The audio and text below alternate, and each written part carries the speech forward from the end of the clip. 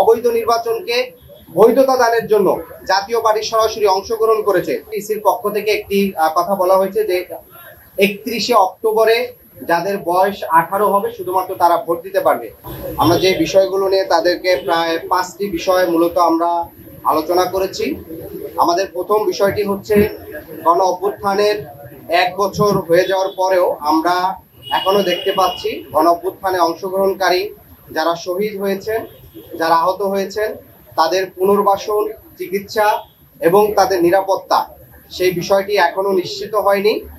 আমরা কিছুদিন পূর্বে দেখেছিলাম শহীদ পরিবাররা তাদের দাবিতে মাঠে নামলে সেখানে পুলিশ লাঠিচার্জ করে এবং বেশ কিছু শহীদ পরিবারের সদস্যরা আহত হয়।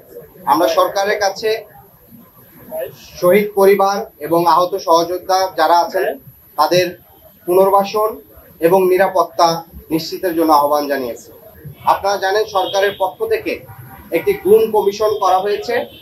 গতকালকে আন্তর্জাতিক গুম প্রতিরোধ দিবস ছিল এবং সেই গুম কমিশন স্পষ্টভাবে উল্লেখ করেছে গত 15 বছর ধরে বাংলাদেশে যে বিচার বহির্ভূত হত্যাকাণ্ড, গুম খুন হয়েছে সেখানে রাষ্ট্রীয় বিভিন্ন সংস্থার বিষয়ে তারা অভিযোগ আনছেন এবং প্রতিবেদনে উল্লেখ করেছেন।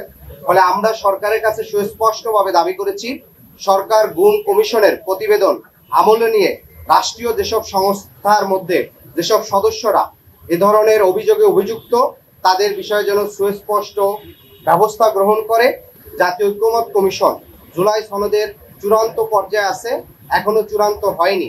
সেই জুলাই সনদের আইনি ভিত্তির জন্য আমরা বলেছি জুলাই সনদের আইনি ভিত্তি এবং সাংবিধানিক ভিত্তির জন্য আগামী যে নির্বাচনটি হবে সেই নির্বাচনটি যেন অবশ্যই গণপরিষদ নির্বাচন হয় এবং সেই গণপরিষদের নির্বাচনের মাধ্যমে বাংলাদেশের দীর্ঘ 54 বছরের যে রাজনৈতিক সংকট, যে একক ব্যক্তি কেন্দ্রিক যে স্বৈরতান্ত্রিক মনোভাব কিংবা কাঠামো গড়ে উঠছে সেটার স্থায়ী সমাধানের জন্য আমরা মনে করি আগামী নির্বাচনটি গণপরিষদ নির্বাচন অনুষ্ঠিত হয়ে এবং সেটা নতুন সংবিধান প্রণয়ন করবে।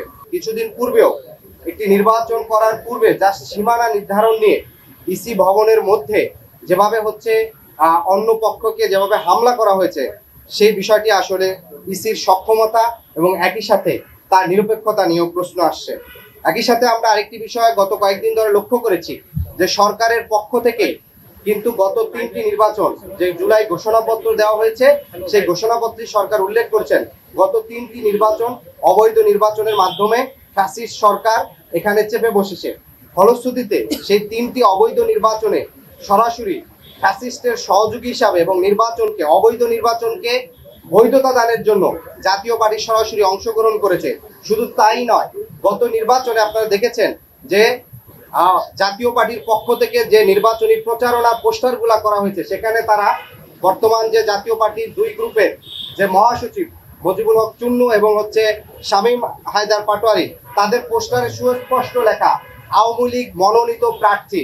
তার মানে জাতীয় পার্টি এবং আওয়ামী লীগের মধ্যে কোনো পার্থক্য নাই এবং যেহেতু রাষ্ট্রীয়ভাবে আওয়ামী লীগের সাংগঠনিক কার্যক্রম স্থগিত করা হয়েছে এবং আমরা দেখতে পাই জাতীয় পার্টি আওয়ামী লীগকে নির্বাচনে আনার জন্য প্রকাশ্যে একটা নিষিদ্ধ সংগঠনের বিষয়ে প্রকাশ্যে অবস্থান নিছে।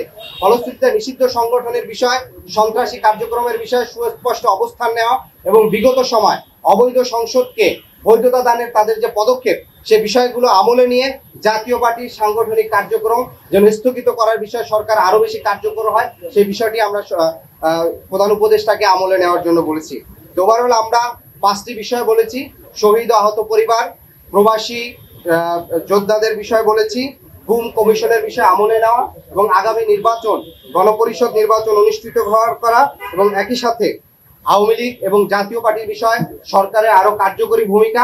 আওয়ামী লীগের যেসব হত্যা মামলায় যারা এখনো মামলায় আছেন তাদের অনেককেই আটক করা হয় নাই কিংবা যাদের বিরুদ্ধে মামলা হয়েছে সরকারের কাছ থেকে সুস্পষ্টভাবে কোনো সমন্বিত পদক্ষেপ আমরা দেখি না। অনেক সময় দেখি একজনের নামে অনেকগুলা বেশি মামলা হয়, যে মামলাগুলো অনেক সময় মেরিটলেস হয়।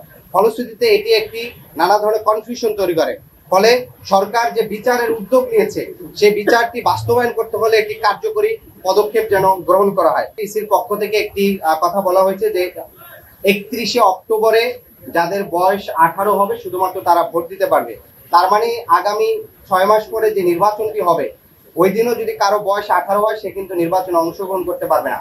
ফলশ্রুতিতে আমাদের এই গণ অভ্যুত্থানে তরুণদের সরাসরি সক্রিয় যে অংশগ্রহণ করেছিল সেই জায়গা থেকে আমরা মনে করি এটিকে আরেকটু নমনীয় হয়ে বরঞ্চ ফেব্রুয়ারিতে যাদের 18 বছর পূর্ণ হবে তারাও যেন সরাসরি নির্বাচনে অংশগ্রহণ করতে পারেন সেই জায়গাটিতে যেন আমলে নেওয়া হয়।